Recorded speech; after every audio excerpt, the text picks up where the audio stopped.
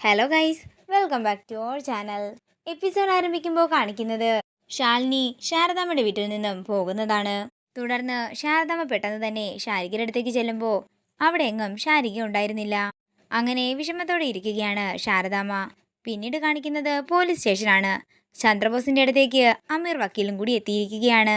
അങ്ങനെ അവര് ഓരോരോ കാര്യങ്ങൾ സംസാരിച്ചു കൊണ്ടിരിക്കുന്ന സമയത്ത് ഒരു കോൺസ്റ്റബിൾ ചെന്ന് സുസ്മിതയെ കൂട്ടിക്കൊണ്ടുവരുന്നു. തുടർന്ന് അമീർ സുസ്മിതയോട് വയസ്സും ഉണ്ടായ സംഭവങ്ങളുമൊക്കെ ചോദിച്ചിട്ട് പറയുകയാണ്, ഇത്രയും വയസ്സല്ലേ ആയിട്ടുള്ളൂ, വിക്കറ്റുകൾ എടുക്കാൻ ഇനിയും സമയമുണ്ട്. എന്താണെങ്കിലും സുസ്മിതയുടെ ഈ കേസേ അത് ഞാൻ അങ്ങ് ഏറ്റെടുത്തിരിക്കുകയാണ്. അല്ല, ആ രോഹിത് ജീവനോടെ ഉണ്ടെന്നല്ലേ പറയുന്നത്? അത് കണ്ട ആരെങ്കിലും ദൃക്സാക്ഷിയായിട്ടുണ്ടോ എന്ന് അമീർ ചോദിക്കുമ്പോൾ ചന്ദ്രബോസ് പറയുകയാണ്, ഇല്ല, ഉണ്ടായിരുന്നത് ആ വിജയനും രണ്ട് ഗുണ്ടകളുമാണ്. അവരെന്താണെങ്കിലും സാക്ഷി പറയാനായിട്ട് കൂട്ടിക്കൊണ്ടുവരാൻ സാധിക്കില്ല. പിന്നെ വന്നത് തീവ്രവാദിയാണെന്നാ എനിക്ക് തോന്നുന്നത്. അവൻ പേര് പറഞ്ഞത് കൽക്കി എന്നാണെന്നും ഒക്കെ തന്നെ ചന്ദ്രബോസ് പറയുമ്പോൾ അമീർ പറയുകയാണ്, എനിക്ക് തോന്നുന്നില്ല അവനൊരു തീവ്രവാദിയാണെന്ന്. തീവ്രവാദിയാണെങ്കിലേ അവന് രോഹിത്തിനെ മാത്രം രക്ഷിച്ചുകൊണ്ട് അവിടെ നിന്ന് പോയാൽ മതിയായിരുന്നു. പക്ഷേ അവൻ അങ്ങനെയല്ലല്ലോ ചെയ്തത്. ശാരദാമ്മയും ശാരികയും കൂടി അവൻ അവിടെ നിന്ന് കൂട്ടിക്കൊണ്ടുപോയല്ലോ. അപ്പോൾ ഇതെന്താണെങ്കിലും തീവ്രവാദിയല്ല, നമുക്കറിയാവുന്ന, നമ്മളെ അറിയാവുന്ന ആരോ ഒരാളാണ്. കൽക്കി എന്നാൽ മഹാവിഷ്ണുവിന്റെ അവതാരമാണല്ലോ എന്നൊക്കെ അമീർ പറയുമ്പോൾ ചന്ദ്രബോസ് പറയുകയാണ്, എന്താണെങ്കിലും വിജയനെയും ഗുണ്ടകളെയും ഒക്കെ ഇടിച്ചു വീഴ്ത്തണമെങ്കിൽ നല്ല കരുത്തും ആരോഗ്യവും ഒക്കെ ഉള്ള ഒരുത്തൻ തന്നെ അത്. ആ ഗുണ്ടകള് അവനെ ഇടിക്കാൻ നോക്കിയിട്ടും അവനൊന്ന് താഴേക്ക് പോലും വീണില്ലെന്നാ അവരൊക്കെ പറഞ്ഞത്. എന്നാലും അതാരായിരിക്കുമെന്ന് ചന്ദ്രബോസ് പറയുമ്പോൾ സുസ്മിത പറയുകയാണ്, അത് മറ്റാരുമല്ല, വിഷ്ണുവേട്ടൻ തന്നെയാണ്. എത്രയാൾ വന്നാലും വിഷ്ണുവേട്ടൻ തന്റെ കരുത്തും ആരോഗ്യം കൊണ്ട് പിടിച്ചു നിൽക്കുകയും അവരെ ഇടിച്ച് ഇഞ്ചപരുവമാക്കുകയും ചെയ്യും.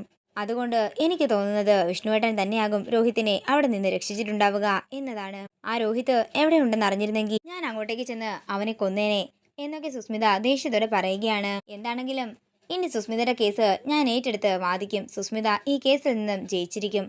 കാരാഗൃഹവാസമൊക്കെ ഉപേക്ഷിക്കാനുള്ള സമയമായെന്നും ചന്ദ്രബോസിനോടും സുസ്മിതയോടും അമീർ പറയുകയാണ്.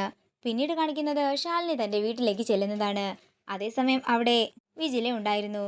എന്താ വിജിലെ, എന്ത് പറ്റിയെന്ന് ശാലിനി ചോദിക്കുമ്പോൾ അത് പിന്നെ ഞാൻ ഇങ്ങോട്ടേക്ക് വന്നപ്പോൾ മുറ്റത്തൊരാൾ നിൽപ്പുണ്ടായിരുന്നു.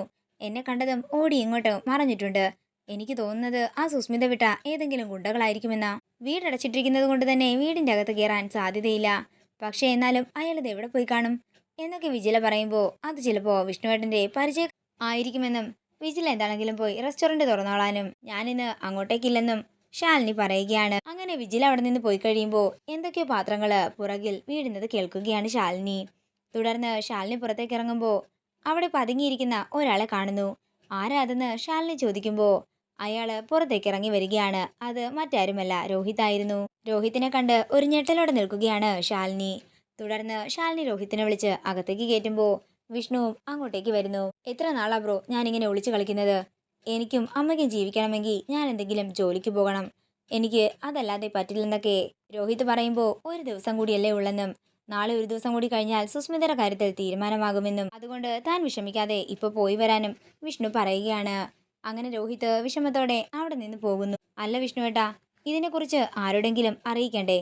ഒന്നെങ്കിൽ രഞ്ജിനി ചേച്ചിയെ വിളിക്കാം, ഇല്ലെങ്കിൽ അർജുനേട്ടനോടെങ്കിലും പറയാമായിരുന്നു. അർജുനേട്ടൻ നമ്മുടെ വക്കീലല്ലേ എന്നൊക്കെ ശാലിനി ചോദിക്കുമ്പോൾ അതൊന്നും വേണ്ടെന്നും നാളെ ഒരു ദിവസം കഴിഞ്ഞു കിട്ടിയാൽ അതോടെ സുസ്മിതയുടെ കാര്യത്തിൽ തീരുമാനമാകും എന്ന് പറഞ്ഞുകൊണ്ട് വിഷ്ണു അകത്തേക്ക് പോവുകയാണ്. എന്ത് ചെയ്യണമെന്നറിയാതെ വിഷമത്തോടെ നിൽക്കുന്ന ശാലിനിയെ കാണിച്ചുകൊണ്ട് ഇന്നത്തെ എപ്പിസോഡ് ഇവിടെ തീരുകയാണ്. വീഡിയോ ഇഷ്ടമായെങ്കിൽ മറക്കാതെ ലൈക്ക് ചെയ്യുക, ഷെയർ ചെയ്യുക, കമന്റ് ചെയ്യുക. കൂടുതൽ സീരിയൽ അപ്ഡേറ്റ്സിനായി മറക്കാതെ സബ്സ്ക്രൈബ് ചെയ്യുക നയൻസ് ക്രിയേഷൻസ്.